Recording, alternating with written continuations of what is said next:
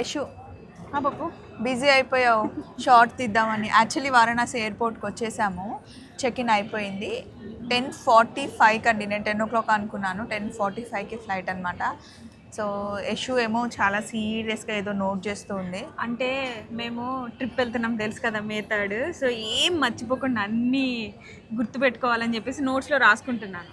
మీరు కూడా మాతో ట్రావెల్ చేయొచ్చు కదా, మాతో ట్రావెల్ చాలా బాగుంటుంది, సరదాగా ఫన్నీగా. ఇంకా మా తమ్ముళ్ళు ఇద్దరు ఉంటే చాలా బాగుంటుంది. మీకు కూడా మాతో టైం స్పెండ్ చేయాలి అనుకుంటే జాయిన్ అవ్వండి. సమ్మర్ కాబట్టి హాలిడే అందరు ప్లాన్ చేస్తుంటారు కాబట్టి. సో కాశ్మీర్ చాలా బాగుంటుంది. ఆ టైంలో మనందరం బాగా 4 nights 5 days కలిసి ట్రావెల్ చేద్దాం. మీకు కనుక ఇంట్రెస్ట్ ఉంటే జాయిన్ అవ్వండి, డీటెయిల్స్ ఇస్తాం. సో ఈరోజు మళ్ళీ హైదరాబాద్కి వెళ్ళిపోతాం. రేపు హాలిడే, సండే మొత్తం ఇంట్లో అదనమాట.